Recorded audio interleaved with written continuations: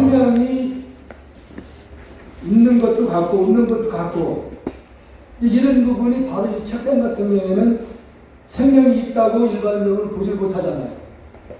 그런데 분석에 들어가면 이 자체도 생명으로 되어 있다는 사실이에요. 생명으로. 그 어떤 것도 다 마음에 의해서 나타난 것이 아닌 것이 없다 그런 얘기예요. 근데 일반적으로 보통 지금 유기적인 영향을 받은 분들은 혼백이라는 말을 많이 쓰잖아요. 지금도 제사를 돌아가시면은 혼백을 장례하는 분들 만들어주잖아요. 혼백.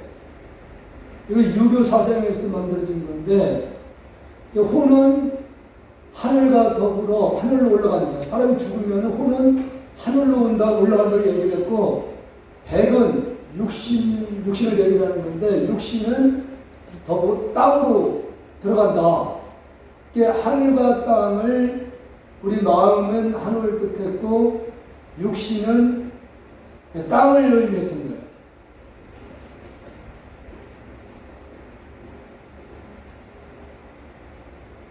혹시 여러분들 이런 그림을 보신 적 있나 모르겠네요. 이런 상에 또 이런 글자 보신 적 있어요? 이렇게 보여요? 안 보여요. 안 보여요? 네. 동그랗게 크게 그려져 있네요. 이게 이제 유교에서 쓰는 책인데,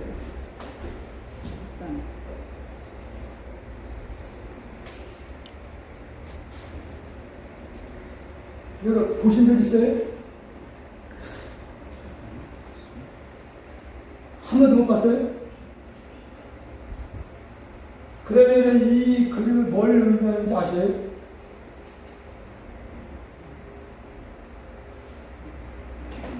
유교에서는 어떻게 받느냐면은, 요거 이런 상 있죠? 요건 우주를 이렇게 표현했어요. 원래 유교에서 어떤 게 있어요? 우주를. 이렇게 표현했고, 요거 뭘 표현하나요? 땅. 평평하다. 평평하다면서 이렇게 표현했고, 요건 뭔지 뭐래요? 하나. 네? 하나. 사람이라는 얘기예요. 사람. 좋아. 네, 그러니까 유교 사상에서는 우주는 이렇게 하나다. 하나의 땅이 있는데 땅은 평평하다. 그 가운데 사람이 존재한다. 사람이 주인이다. 그 얘기예요. 사람이 주인이다. 근데 어떻게 보면은 이런 상표를 보면은 불교에서 말하는 우주는 하나라는 부분에 대해서는 약간 일치하는 부분은 없잖아 있어요. 그래서 지금 우리가 현대 물리학에서 전자와 양자로 시작하는 물질 세계가 그 부분을 그 유교에서는 음과 양으로 이 우주가 형성이 된다. 그렇게 표현했어요. 그렇다면은 현대 물리학에서 전자와 양자로 물질 세계를 나타내는 세계를 유교에서 표현하고 있는 음과 양으로 유사한 표현을 하고 있었던 거예요. 근데 불교에서는 어떻게 봤느냐? 불교 쪽에서는 부처님께서 기세관에서 그 말씀하신 걸 보면은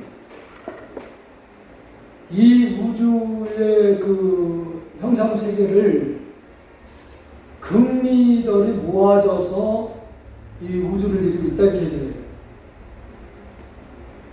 금리. 그러면 지금의 금리 단위는 호립자. 근데 물리학에 쓰고 있는 단어, 최소의 단어. 그런 그 미세 그 물질들을 모아져가지고 우주를 이루고 있다는 거예요. 세계를 이루고 있다. 아마 여러분들이 이제 금강경 지금 공부를 하고 있습니다. 금강에도 그런 부분들이 나와요. 티끌들이 모아져가지고서 이 세계가 이루어졌다. 그러면은 여기서는 티끌에 대한 거에 대해서만 분석해 들어가면 되는 거예요. 그럼 티끌이 분석에 들어가니까 생명으로 되어 있다는 거죠. 생명으로. 근데 그 생명, 작은 티끌 속에 그 생명이 우주를 머금고 있다 이렇게 얘기를 하고 있어요. 우주. 그 작은 티끌 속에. 지금 여러분들이 내가 이렇게 설명한 거 이해를 하셨다면 금방 이해를 하게끔 되어 있는 거예요. 그 티끌도 역시 우주 속에 하나의 어디서 나온 거예요. 마음에서 나왔기 때문에 방금 제가 마음 아닌 게 없다 얘기를 드렸잖아요. 그러니까 작은 그게 모양이 어떻게 됐든 간에 다 마음에 의해서 이루어지고 있는 것이다 그런 얘기죠.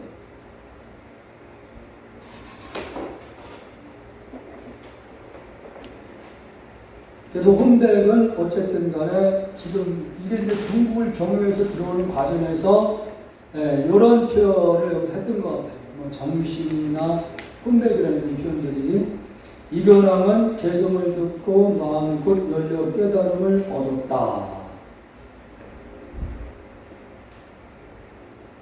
이게 요 짧은 본문 듣고 이렇게 깨달음을 얻었다 얘기를 했을 때는 어떻게 수행을 안 한 분이 어떻게 금방 듣고 깨달을 수 있느냐 하는 부분은 우리가 금생만 놓고 얘기를 할 수 없어요.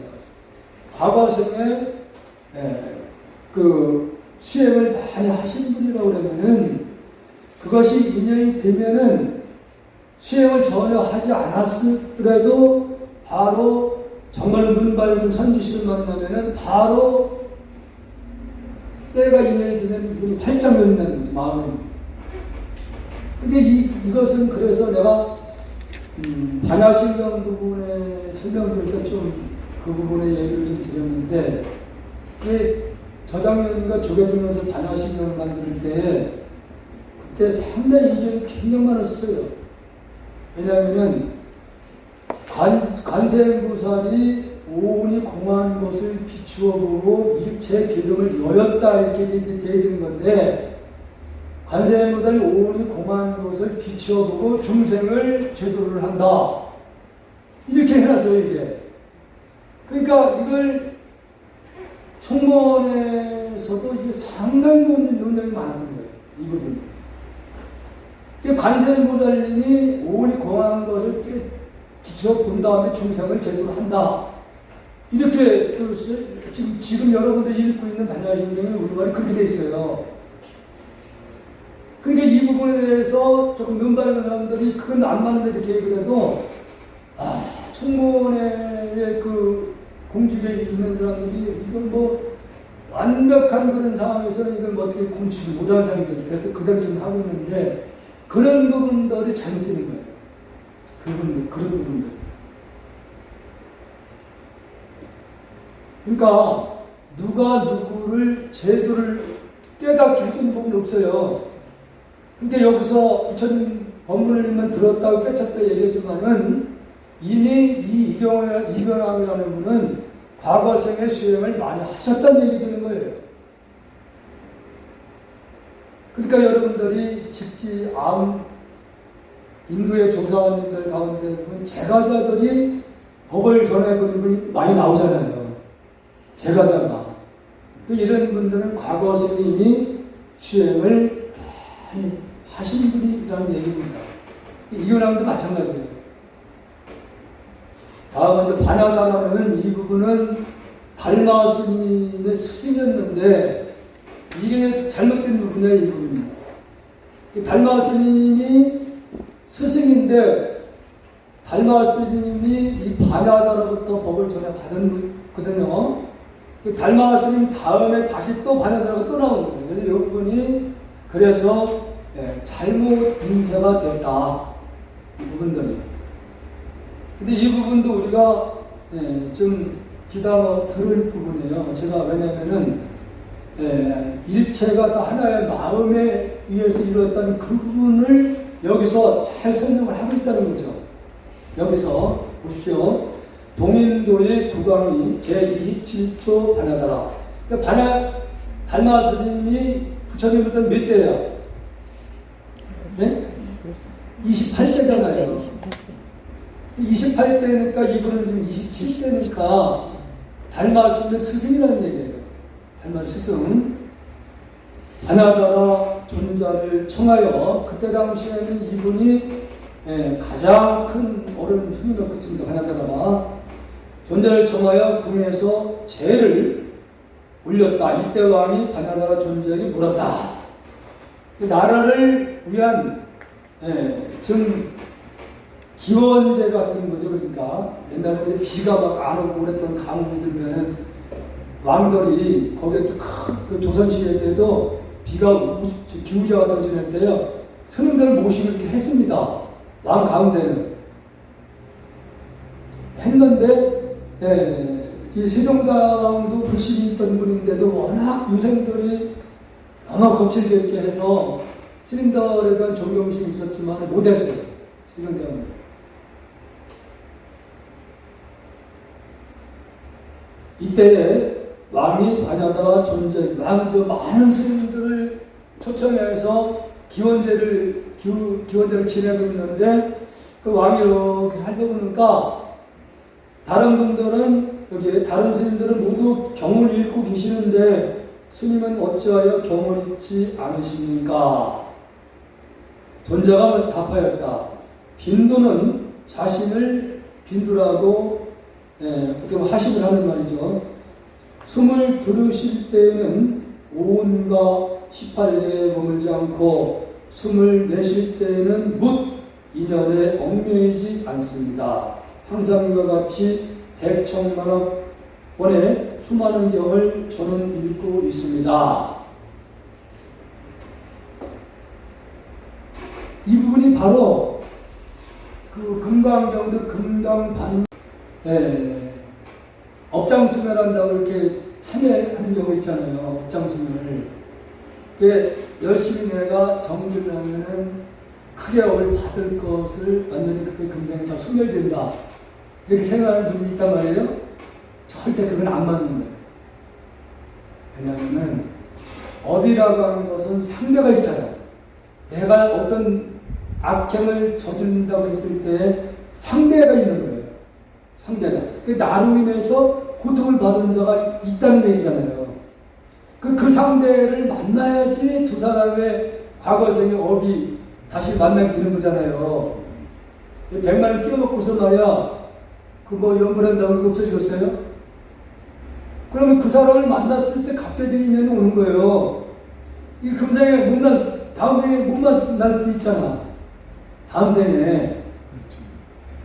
100만 원을 내가 빌리고 못 갚았다 그러면은 그 상대하고 다음 생에 한국말도 만난다는 게 쉽지 않은 거예요.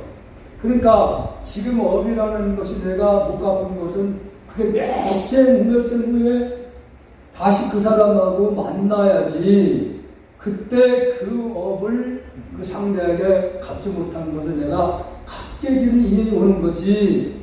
그 사람은 그대로 따로 있는데 어떻게 미리 여기 한다고 땡겨서 그걸 받아요. 그래서 우리 불자님들은 마음가짐을 어떻게 가져야 되냐면 당연히 업을 진 건 받아야 된다는 거죠. 이게 뭐 한다고 없어지는 게 아니에요. 네? 그러니까 이게 무슨 얘기냐면은 부처님 같은 경우도 과거 생에 내가 예를 들어가지고 길을 가다가 가르침을 탁 뱉었는데 그만 그 가르침이 그 조그만 벌레 둥어리가 뚝 떨어져가지고 그놈이 거기 가르침이 끈적끈적 하잖아요.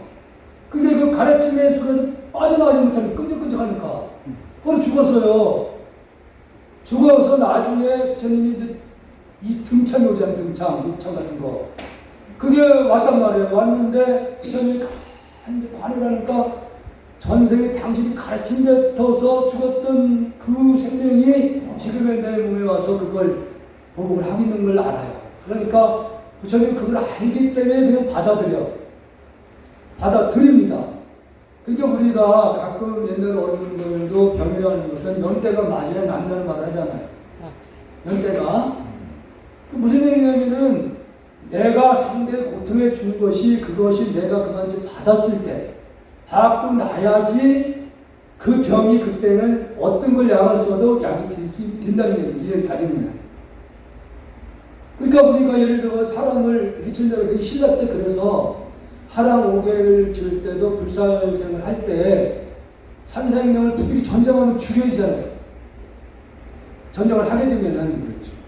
그런데 그 전장에서는 뭐 어쩔 수 없이 뭐 상대를 죽여야 되는 경우가 있지만은 일반 생활 속에서 예를 들어가지고 새끼를 가진 짐승은 절대 죽이지 말라는 거예요. 그리고 어떠하라? 죽일 때는 단번에 끊어야 돼요. 단번에 목숨을 끊어줘야 된다는 거죠. 만약에 어설프게 상처 주고 나면은 그 짐승이 그것 때문에 아파서 고통받으시면 기르잖아요. 기른 만큼의 내가 아픔이 받아야 된다는 거예요. 그러니까 우리는 그걸 모르기 때문에 그냥 거기에 지금 벌어지는 현상에 대해서 억울하니 분하니 막 따지고 하지만은 부처님은 과거 생에 내가 그렇게 했던 내가 알기 때문에 호용을 하는 거예요. 당연한 당연한 것은. 그렇게 해야지 우리가 업이라는 것도 그래서 슬그럽게 이렇게 넘어가는 건데 내가 조금 억울한 다음에는 그거 복수하려고 우리는 뭐 어쨌든 뭐 소송까지 가고 막 하잖아요. 이게 여기서 해결이 된 게 아니에요. 그럼 상대쪽은 다시 또 억울하다고 원한을 또 품게 되는 겁니다. 그래서 원한을 낳고 끊임없이 이어진다는 거죠. 그러니까 여러분들이 우리가 정지를 한다고 해가지고 과거생에 지었던 업이 소멸되는 게 아니에요. 내가 당한 과거생의 일을 모르지만은 나로 상대가 아픈 일을 겪고 있을 때는 내가 어쨌든 상대에게 아픔을 준 것이 있다는 것을 전제로 해서 내가 받아들이면은 그다음 다음 세에는 악연이 다시 또 안 엮인다는 얘기지. 고리가 끊어지는 거예요. 그 사람하고. 이렇게 해서 고리가 끊어져 나가야 되는 거예요. 제일 끈적거리는 사이가 뭔지 알아요? 끈적거리는 사이. 부부 사이입니다. 쉽게 안 터지네. 금생에 처음 만났을 때 너 없으면 안 된다. 갑자기 살아. 나 살다 보면 뭐 이런저런 막 온갖 거 다 겪어보면 저 인간 못 살겠다. 그래 죽어요. 다음 또 만나면 너 없으면 안 된다. 그래. 또 부딪히는 끈적끈적거립니다. 계속 그 업이 가장 끊어내기가 어려운 업이라고 합니다. 그 업이. 출가하는 일이 그 쉬운 일이 아니에요. 그래서 출가하는 일. 그래서 이제 그리고 조선 초기에 진국스님 같은 경우는 어머니한테 정말 뭐 모범적인 효를 행했는데, 그게 이미 진국스님 같은 경우는 경계에 올라가 있기 때문에 뭐 당신이 뭐 마음대로 그 집착하는, 그러니까 이게 중요한 게 뭐냐면 효라는 것에 대해서 행하는데 그냥 인간적으로 이렇게 이제 베푸는 거하고 집착하면서 베푸는 건 틀린 거예요. 분명히 이건 틀린 겁니다. 손자, 손녀를 키울 때도 그냥 뭐 집착을 하면 그 끈이 계속 만들어져. 윤회에 다시 만나야 되는 인연이 거기서 끈이 만들어지는 거예요. 그러니까 다른 아이들만은 스님들이 좀 냉정하다고 하는 말을 듣는 경우도 바로 다음 주에 다시 고리의 연결을 안 엮이기 위해서.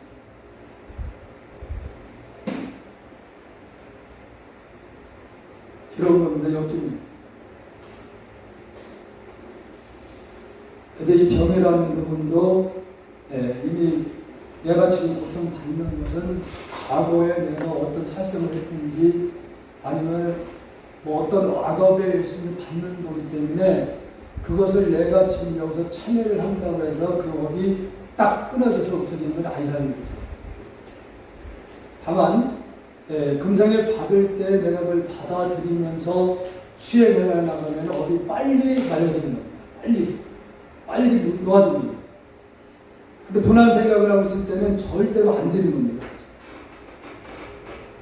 그래서 여기서도 품병을 가지고 오면은 죄를 많이 져서 당신이 육체적인 고통을 받고 있다 그러면 그 죄를 좀 가져와 봐라 이거죠. 죄라는 것을 어떻게 내놔요? 내놓을 수 없잖아요. 이 무슨 얘기가 마음이란 말이고 또 마음을 내려놓는 거랑 똑같은 거예요. 그러니까 아무리 찾아봐도 죄를 찾을 수가 없습니다. 이렇게 답을 하는가? 그대의 지면인이 다 참하였으니 앞으로는 불법성 상부에 의지해서 머무르도록 가라.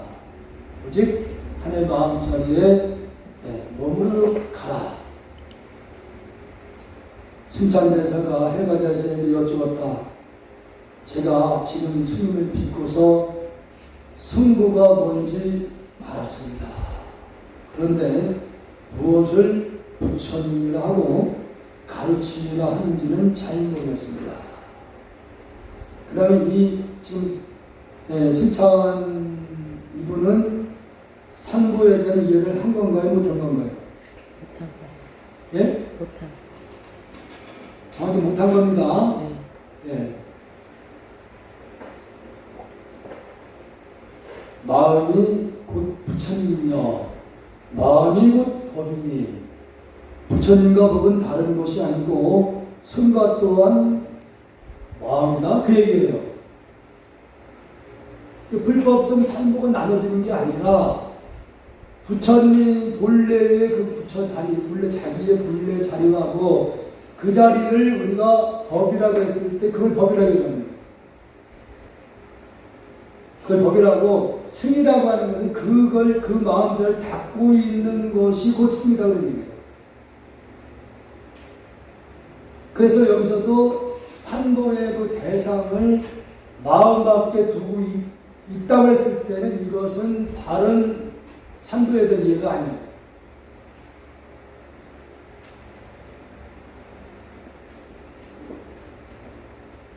그게 요즘 서울에서는 자꾸 조계사에서 빈번히 좀 안 좋은 일이 많이 스님들에서 일어나니까 지금 그 자성스님이 뒤에서 조계종을 다 흔들고 있다. 뒤에서. 그리고 저도 이제 이해가 안 가는 부분이 좀 있었단 말이에요. 왜냐하면 스님들 노후복지기금을 만들기 위해서 감노소라는 물을 팔았어요. 감노소. 저는 이 지방에는 그 물이 안 오니까 못 샀는데, 근데 그걸 승려복지 기금을 만들기 위해서, 조계종하고 또 사업자들이 연계를 해서 수익금은 무조건 스님들 복지에 쓰게 된다. 이렇게 해놓고서 물을 팔아먹었단 말이에요. 그 돈이 실질적으로 하나도 없다는 거예요. 어디로 흘러갔는지를 추적을 제가 자들이 해보는가, 어떤 일반 제과자분한테 이게 흘러들어간 거예요. 어떤 제과자한테. 그게 액수는 큰 액수는 아닌데, 한 5억 좀 넘는다고 얘기를 해요. 근데 이제 이런 부분들이 지금 자성스님을 고소를 했단 말이에요. 검찰에다 고소를 지금 한 상태예요. 이렇게 승려 생활을 이런 부분들을 지금 자꾸 일반 신부들이나 일반 대중들에게 비춰지니까 지금 조계사 같은 데에서는 다는 아니지만은 스님들에 대한 산모 기입을 2부 기입을 한다고 주장하는 거예요. 2부 기입을 하자. 스님은 빼자 이거야. 그러면 산모에 대한 바른 이해가 없는 거예요. 이게 교학적으로 석가모니 부처님 그분이 말씀하신 법, 경 있잖아요. 경. 그리고 출가한 승려들 이걸 이제 상부로 보는 거야.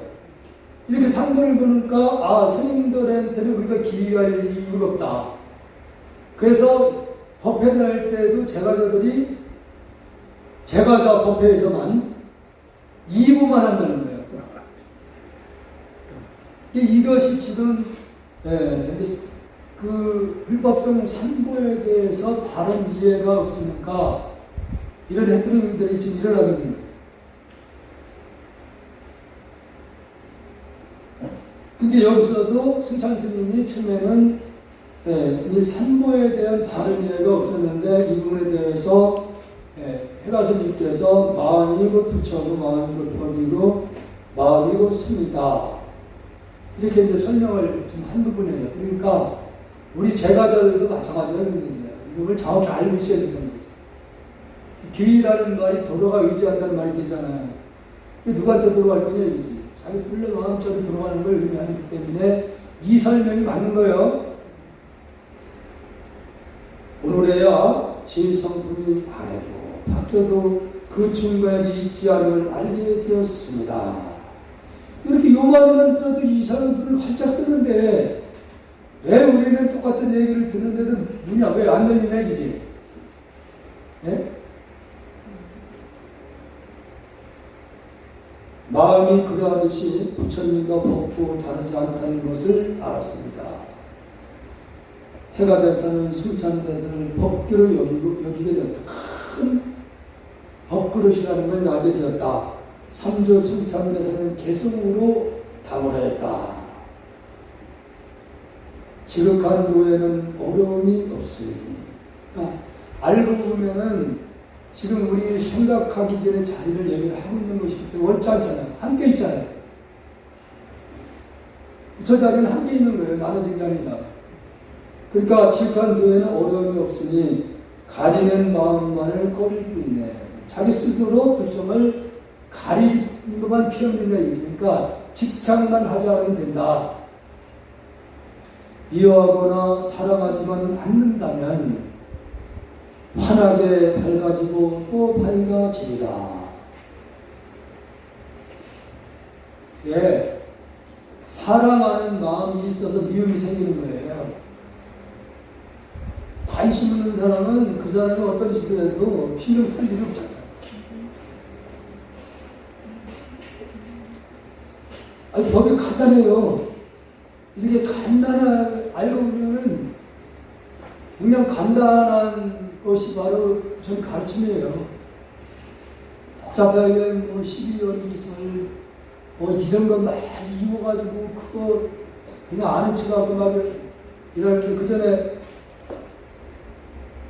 옛날에 도립병원에서요 시달림을 갈 때는 이렇게 한 공간에서 칸만 이렇게 나눠졌어요. 그렇게 해서 시달림을 했어요. 한 번 들어가면 여러 사람이 막 다른 일에 들어가고 다른 교회에서 막 하고 그랬어. 한 공간에서 그게. 근데 그때 당시에 바로 옆에 그 오신 분이 공림사의 신부였던 것 같아요. 공림 신부. 저는 절집에 들어와서 돌아다니면서 느꼈던 게 저 한문도 이해를 못하는데 저 이것은 무슨 소용이 있겠는가. 그런 의식을 가졌던 사람이거든요. 그래서 빨리 나는 지금 의식 부분을 한글로 굉장히 빨리 바꾼 거예요. 그러니까 우리 혜연자는 굉장히 앞서간 거예요, 사실은. 굉장히 앞서갔던 거죠. 우리말로 굉장히 오래전에 바꿨으니까. 근데 의식도 우리말로 대부분 이렇게 한글로 바꿨는데, 우리가 저 의식을 끝나고 딱 나니까 이 보살님들 기다리고 있다가, 금강경 원문을, 보살님들이 한문을 쭉 읽어나가더라고요. 세 분이서. 그래서 이제 그 너무 신기해가지고 옆에 듣고 앉아있었어요. 그래서 끝난 다음에 지금 물었어요. 보살님들 참 훌륭하시다고. 금강경 그거 원문을 한문 그대로 하는 일도 쉽지 않은데, 혹시 그 뜻을 새기십니까? 그랬더니, 그냥 하는 거지, 뭐, 그래. 그냥 하면 안 되죠. 그 뜻도 모르고 읽는 것은 서선생님께서는 모래로 밥을 짓는 거와 다르지 않다고 얘기했는데, 그랬더니, 그냥 저 일부러 좋다고 하는 겁니다. 그래. 그렇게 해서 안 된다는 거죠. 그렇게 해서. 왜냐면은, 마음과 마음 세계에서 20년씩이 되어 있잖아요. 내가 뜻을 새기면서 읽어줘야지, 나가야지, 그 내가 생각하는 뜻이 영가세계에 전달이 되는 겁니다. 왜냐? 영가세계에서는 기능이 없잖아. 예? 기능이 없으니까 내 생각이 전달되는 거예요. 그러니까 아무것도 모르고 막 그냥 와서 몇십 명이 와가지고 뭐 목탁 두들기면서 그 뜻도 모르고 있으면 아무 전달이 안 돼요.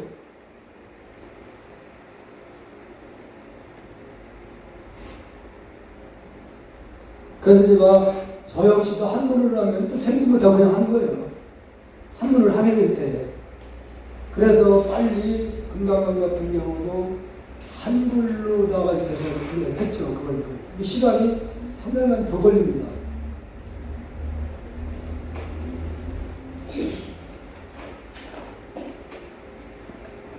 어렵더라도 우리는 마음 찾는 공부는 소홀히 할 수 없는 부분이에요. 이 부분은 누가 대신 데려다주는 것도 아니고 깨닫게 해주는 것도 아니고 본인 스스로 깨달을 수밖에 없는 길이니까 이 부분은.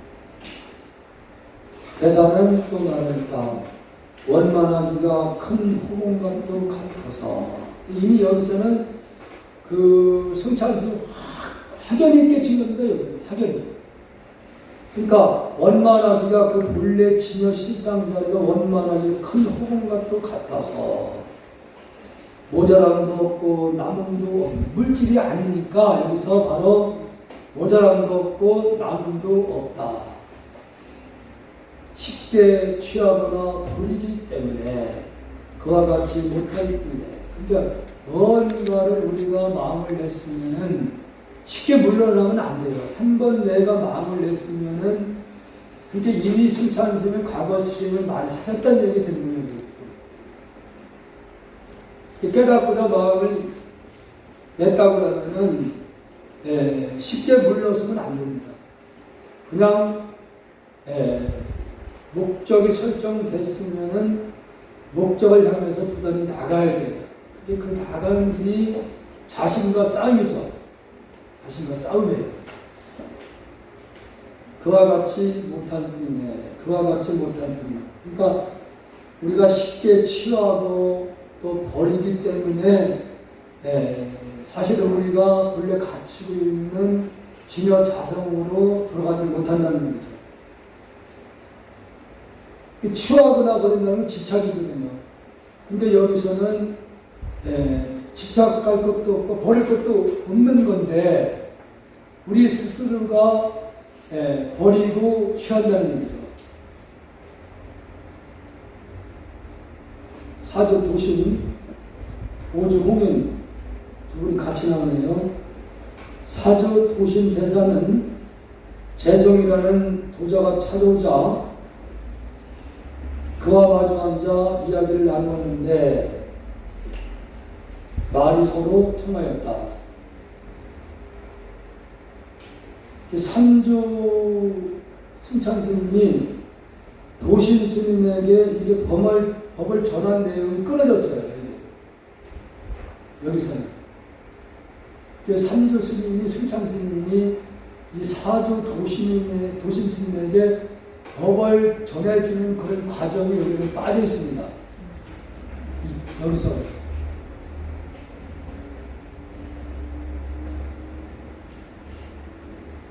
여기서 이제 재석이라는 분이 이제 도신 스님이 이제 연세가 많고, 그래서 법을 전할 만한 그릇이 없어요. 근기가 안 보이는 거예요. 제자들 가운데. 한 1000명 대중들이 같이 이제 살았다고 그러는데, 1000명 대중 가운데 그 승려들 가운데 법기가 될 만한 한 번도 안 보여요. 그래서 이 도신 스님은 법을 전할 만한 그릇을 기다리고 있었던 거예요. 근데 그때에 재성이라는 분이 나이가 70 넘어서 이 넘은 분이 찾아와서 대화를 해보니까 이게 20년이 통하거든요. 그러자 도신대사가 말하였다. 그대가 너무 나이가 들었으니 몸을 바꾸어서 다시 와야 할 것 같은데 죽어서 다시 와야지. 나이가 많으니까 이 재성이라는 분이 이미 70이 넘었다 보니까 이게 법을 전하기에는 나이가 너무 많은 거예요. 당신보다 나이가 더 많았으니까. 그러니까 재성이라는 분한테 금생에 나이 너무 많으니까 몸을 바꿔서 다시 오게나 이랬단 말이에요. 그러자 도자는 그 재성이라는 분은 아무 말도 없이 산을 내려왔다. 그는 탁향을 읽어 그곳에서 빨래를 하고 있던 어떤 처녀를 보고는 다가가 이렇게 말하였다. 내가 그대의 집을 빌려서 하룻밤 자고 가려 하오. 여기가 이 하룻밤을 빌린다는 말이 무슨 말인지 아셔요? 네? 네? 그러니까 그 처녀의 몸을 빌린다는 거예요. 여기서 하룻밤이라는 것은 한 생. 예. 왜냐하면 시간 개념에서는 스님들 세계에서는 한생 70년을 살았어도 짧은 시간입니다. 겁을 계산해요. 겁 개념으로. 그러니까 우리가 태양을 중심으로 해서 지구 돌고 있는 거잖아요. 그러면 지구보다 먼 별 같은 경우도 태양을 돈다고 했을 때 지구가 100바퀴 돌았을 때 멀리 돌아. 하루에 그러면. 그 세계에서는. 우리는 100바퀴가 돌았을 때 100년 지난 거고 지구가. 그런데 멀리 떠다니고 있는 별은 태양을 한 바퀴 도는데 이 지구 100년이 지나야지 한 바퀴 돌면 1년이 되는 거예요. 거기서 계산이. 그래서 천상세계라는 게 그래서 시간 개념이 달라지는 거예요. 시간 개념이라는 게. 그러니까 천상세계에서 보면 우리 70세계라는 게 뭐야? 하늘이 갖는 거예요. 하늘이. 저 도솔천이나 도리천에서는 우리 50년 지나면 그러면 하루예요. 50년이 지나야지. 그리고 거기서 천인달이 우리 인간으로 봤을 때는 하루살이 때가 안 되는 거지. 그래서 이 재석이라는 분께서 그 도심스님이 다시 몸을 바꿔서 다시 와야 될 것이다. 그러니까 절에서 내려와가지고 탁현이라는 마을로 들어서서 거기서 그러니까 개울가에서 빨래라고 있는 처녀가 있는 거야. 그러니까 내가 그대의 집을 이 집이라는 것은 육신을 얘기한 겁니다. 몸. 그러니까 이게 무슨 얘기냐면은 사람이 마음이 머무르는 이 육신이라는 건 사람이 머무르는 집에 지나지 않아요. 그게 집에서 마음이 빠져나가면 껍데기가 숙명이잖아. 그런 차원에서 재성이라는 분께서 그 아가씨한테 그대의 육신을 좀 한 사람만 좀 빌려 자러 가고자 한다. 그러니까 이 아가씨는 그 뜻을 모르잖아요. 처녀가 국교를 부모님이 계십니다. 그러니까 이 아가씨는 당신들 집에서 할 거를 자고 간다고 이제 알고서 묻는 부분이죠. 그러면은 집에 부모님이 있으니까 부모님한테 이거 여쭤봐야 됩니다. 그 얘기예요. 그러니까 그대는 괜찮은 것이요. 그럼 당신이 괜찮냐? 이 아가씨한테 그런 거죠. 그럼 그대는 괜찮겠냐? 그러니까 제 부모님에 가서 여쭤봐야 되는데요. 그러니까 바로 도자는 멀리 가지 않고 어느 나무 아래에서 동네 어디에 큰 느티나무 밑에서 앉은 채로 입적을 하고 말았다. 열반에 들었어요. 열반에 들고서 그리고 그 처녀에는 잉태하여 사내아이를 낳다니요. 바로 그 느티나무 밑에서 자기 육신 껍데기 집을 버리고서 그 처녀의 태중으로 들어간 거예요. 태중으로 들어가서 10달 만에 이게 이제 문제가 생기기 시작한 거지. 그 처녀가 힙도 안 가는 아가씨가 자꾸 이 배가 올라오니까 처녀는 부모와 질책을 당한 물론이요 자신의 결백을 아무리 주장해도 통하지 않자 결국 그 아이를 강물에 던져버린 말았다. 그게 배가 자꾸 불러오니까 이게 무슨 일이냐. 이게 저는 아무 그 남자 만난 적이 없습니다. 배가 자꾸 불러와요. 그러니까 그때부터는 밖에를 못 나가게 하는 거야. 부모들이. 빨래도 못하게. 10달이 차서 남자아이를 낳는데 이게 동네에 부끄러워서 어디 얘기를 할 수도 없고 그래서 나 생활하는 거야. 부모님이. 내가 버려라. 그래서 그 아이를 처녀는 이튿날 강에도 버리고 저녁에 올라가서 또 버리고서 잠을 못 이루는 거죠. 밤에. 그래서 새벽에 일찍 일어나서 궁금해서 이튿날 강으로 나가보니 아이가 강물을 거슬러서 가고 있으므로 차마 다시 고도 가르치지 않을 수가 없었다. 그 다음 아침에 보니까 그 아이가 막 밖으로 나오려고 에이 간단해. 말도 안 되는 얘기지. 그러면 밖으로 나오려고 막 뛰면서 힘을 치고 있는 거예요. 근데 어머니 입장에서 그 아이를 보고 외면할 수 없잖아요. 그 아이를 끌어안고 그때부터 집에도 못 들어가면서 걸식을 하면서 이제 사는 거예요. 걸식을 하면서.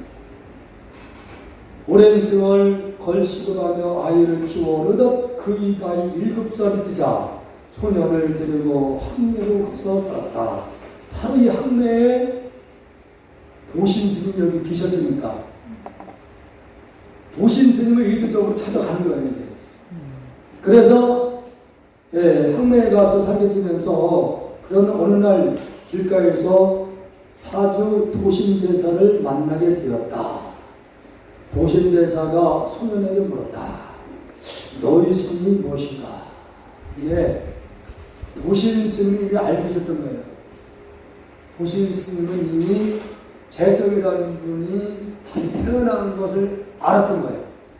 그래서 너의 성이 무엇인가 물었는데 소년이 답하기를 성은 있지만은 흔한 성은 아닙니다. 이게 7살 아이가 답할 그런 표현은 아니죠. 표현이 어떤 성인가? 불성입니다. 불성이에요. 성은 성인인데 회개한 성인데 그게 무슨 영이냐니까 불성이다 이렇게 답을 했어요. 7살짜리. 너에게 불성이 있기는 해도 아직 잘 모르고 있는 듯하구나. 그러자 소년이 답하였다. 모르고 있기는 저뿐만 아니라 3세의 모든 부처님도 모르고 계십니다. 이게 무슨 얘기냐면요. 불성은 아까 뭐라고 했어요?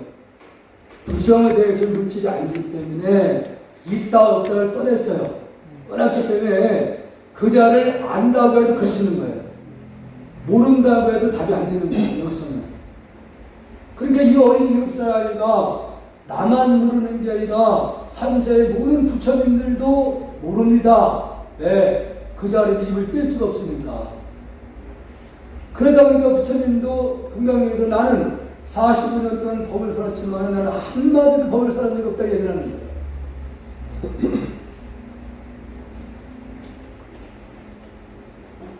어찌하여 모르신다고 말하느냐?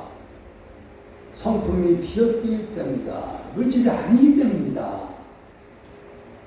이에 도심대사는 동자가 법기를 신척하고 곧 글을 추가시켜 가사를 전하고 법을 부축하였다. 근데 여기서 약식으로 되어 있는데 다른 데에는 여기에 이제 더 이어지는 내용들이 나옵니다. 어떤 내용들이 나오냐면은 그 7살 어린아이를 어머님이 맡기려고 해요. 맡기려고 그러니까 도신스님이 아직 나이가 어리다. 내가 데리고 가서 키우기는 좀 나이가 어리다 그러니까 그 아이가 하는 말이 언제는 나보다 나이가 많다고 그랬든지 좀 적다고 하는구만. 이 말이 된단 말이에요. 그러면서 그 도신스님이 하루 동안 가버려요. 가버리니까 어머니는 다시 때를 기다릴 수도 있겠지. 걸식을 하면서 다니다가 항매에 큰 그 칠모라는 한 도지사가 되시는 분이 법화를 주관하는 데를 참석하게 돼요. 법회 주관하는 데를. 거기를 그때 나이는 12살이에요. 12살 된 아이를 어머니가 데리고 가는데 그만 그 법회에 빨리 간다고 급하게 밥을 먹어서 챘어. 그래서 그 중국의 법당 가보시면은 서서 이렇게 법문을 들어요. 그러면 안정경이다. 근데 중국은 법당하고 금당이 딱 나눠져. 금당하고. 금당은 부처님 모셔진 데가 금당이고, 법당은 법을 설하는 공간. 이게 나눠졌습니다, 중국에. 지금은 그걸 못 보겠는데, 예전에는 우리나라도 그렇게 나눠졌어요. 금당하고 법당하고. 근데, 거기서 그만 그 대중들 엄청 많은 가운데 이 12살 아이가 그만 급하게 이제 밥을 먹는 거를 설사하는 거예요. 냄새가 막 나는 거예요. 그냥 막 설사를 북북북 하니까. 그렇게 옆에 스님들이 신상한 공부에서 무슨 짓 하는 거냐. 빨리 나가라니까. 하는 말이 12살짜리가. 신상하고 더러운 게 어디냐고. 신상하고 더러운 곳이 어디냐고 내려가라고. 12살짜리 그 말을 딱 하는 게 그때 마침 도인들이 법상에 올라가서 딱 자성하고 있는데 이미 이제 여기까지 왔구나. 12살이니까 이제 이민할 수 없잖아요. 그래서 그때 이제 그 12살짜리를 그때의 도심스님이 받아들입니다. 그래서 12살 때부터 이 아이가 도심스님이 바로 도심의 안경인가 저 홍인스님이 장자불화를 시작합니다. 이 어린 날 12살짜리부터 잠을 안 자고 정균에 들어가요. 그래서 역사적으로 가장 장자불화를 오래 하신 분이 이 57년간 한 기록이 이 홍인스님이에요. 가장 오래 하신 분이 기록이 되어 있어요. 성철스님, 아니, 청하스님도 50년 이상 했다는데 47년으로 그렇게 돼 있더라고요. 47년 장자불화. 성철스님도 5년, 10년 했다는데 5년 했대요. 그래서, 지금 여기서 보면은, 우리가 성모를 얘기할 때, 예수 탄생 얘기할 때, 하나님의 그 영접을 통해서 태어났다 이러잖아요. 그건 어떻게 보면은 뻥입니다. 뻥. 이미 마리아는 약혼자가 있었으니까. 약혼자가 있었어요. 목소 일을 하고 있던 분이 이미 와서 약혼자가 있었어요. 그런 상황에서 태어났기 때문에 그분은 분명히 사람과 사람 관계에 태어난 거예요. 근데 실질적으로 이 일을 일하시 보면은 이분이 정말로 위대한 분이었죠. 홍인스님. 대단한 분이 마음대로 해서 죽을 것들 마음대로 해서 누가 들어가는 것도 마음대로 들어가고. 그래서 자, 이런 거 해보겠습니다. 자, 질문 있어요?